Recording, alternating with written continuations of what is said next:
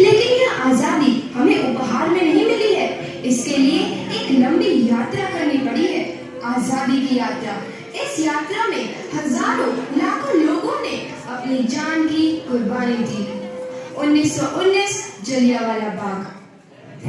आज हमारी बैसाखी का दिन है, लेकिन पूरा पंजाब बैसाखी नहीं मनाएगा। हम सब बैसाखी नहीं मनाएंगे।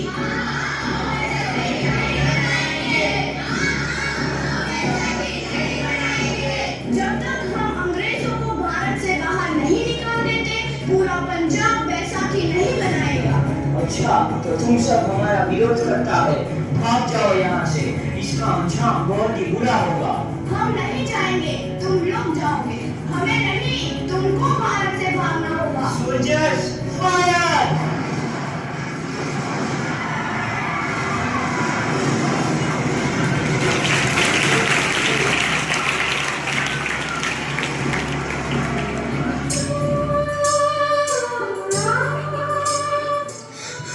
ये जमीन हमारी, ये धरती हमारी, ये खेत हमारे।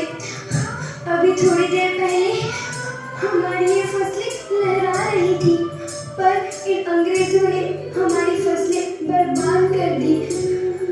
इन अंग्रेजों ने एक ही झटके में इन सब फसलों को काट दिया।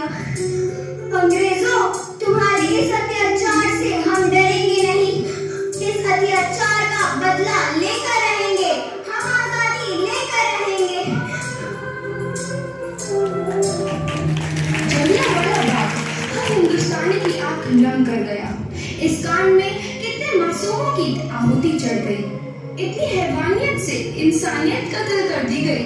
जलियांवाला बाग के हत्याकांड ने आजादी की आग में घी देने का काम किया। मासूम औरतों, बच्चों की दर्द भरी चीखें और सिसकियां इनकलाब का गूंज बनकर उभरी। लाला लाजपत राय, भगत सिंह, राजगुरु, सुखदेव सरीखे क्रांतिकारियों ने भारत की इस जमीन से विदेशी दरिंदों को निकाल फेंकने के मंसूबे मजबूत कर लिए। 8 अप्रैल 1929 लाला लाजपत राय के नेतृत्व में साइमन कमीशन के खिलाफ एक भारी जुलूस निकाला गया। Simon commission, Simon commission, Simon commission, Simon commission, Simon commission, Simon commission, Simon commission, Simon commission, Simon commission. बेवकूफ इंडियंस, तुमको हमारी बात समझ में नहीं आती। Stop this. साइमन कमीशन नहीं मानता। I said stop this. लाला जी, आप आगे बढ़ो, हम आपके साथ हैं। लाला जी, संघर्ष करो, हम आपके साथ हैं। लाला जी, संघर्ष करो, हम आपके साथ हैं। लाठी चार्ज करो।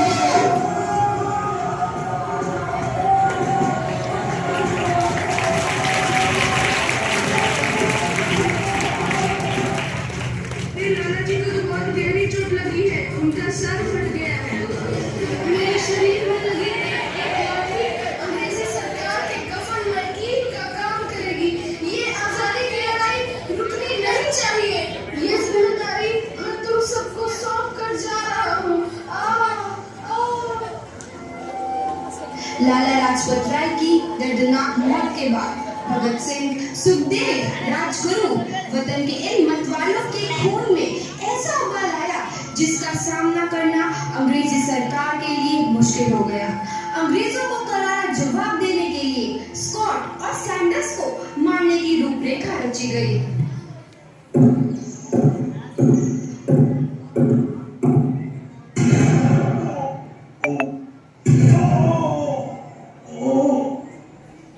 सैंडर्स मारा गया। चारों तरफ तहलका मचा था। दीवारों पर लिखा था, लाला जी की मौत का बदला ले लिया गया है। भगत सिंह समेत सभी वहां से फरार हो गए। 8 अप्रैल 1929 दिल्ली में ब्रिटिश सरकार की सेंट्रल लेजिस्लेटिव असेंबली की बैठक में 2 बम धमाके की आवाज सुनाई दी।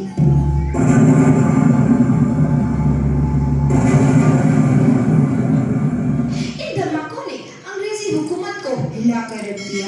इस घटना को अंजाम देने वाले भगत सिंह, राजगुरु और और सुखदेव ने अपने आप को अंग्रेजों के हवाले कर दिया। 1930 को अदालत में अपना फैसला सुनाया।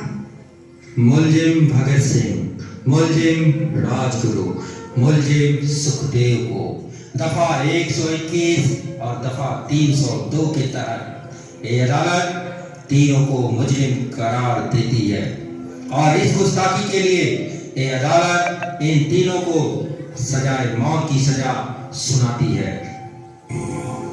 सरफरोशी की तमन्ना अब हमारे दिल में है, देखना है जोर कितना बाजुए कातिल में है।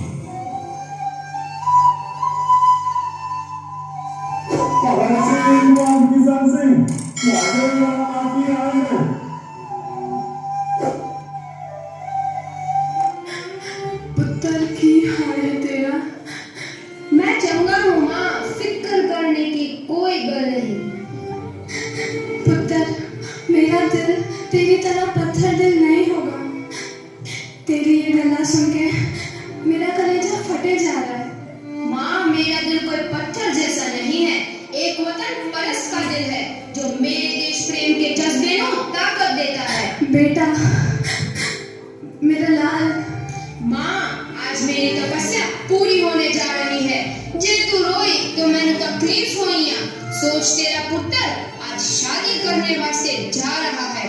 फर्क केवल इतना है, वो घोड़ी पर नहीं फांसी पर चढ़ने वास्ते जा रहा है। आज तू क्रांतिकारी की माँ है, कल तू एक शहीद की माँ होगी। माँ, पुत्र भगत, तू इतनी छोटी उम्र में हम सबको छोड़ के चला जाएगा। तूने जिंदगी में देखा ही क्या है पुत्र? मैंने अपनी माँ देखी है जिसने मुझे एक ही बात बताई है कि बेटे, अपने देश के लिए एक बार मरना 100 बार जन्म लेने के बराबर होता है।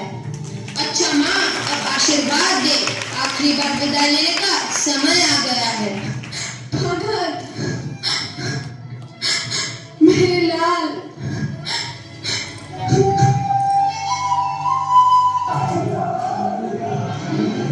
भगत सिंह, तुम्हारी कोई आखिरी ख्वाहिश? हमारे हाथ खोल दिए जाए। हम तीनों दोस्त एक दूसरे से गले मिलना चाहते हैं, उनके हाथ खोल दिए जाए।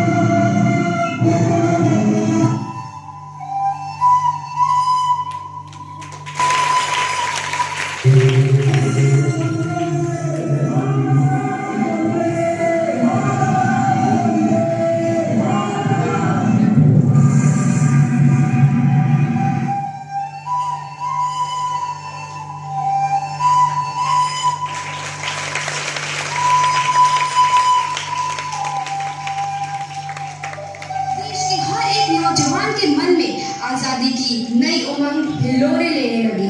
अंग्रेजों भारत छोड़ो का नारा जोर पकड़ रहा था। सबने एक आजाद भारत का सपना देखना आरंभ कर दिया था। हर कोई अपने अपने ढंग से इस महायज्ञ में अपनी आहुति दे रहा था। सुभाष चंद्र बोस, रानी लक्ष्मीबाई, तात्या टोपे और मंगल पांडे जैसे शहीदों की कुर्बानी रंग लाई। 15 अगस्त 1947 को भारत आजाद हुआ।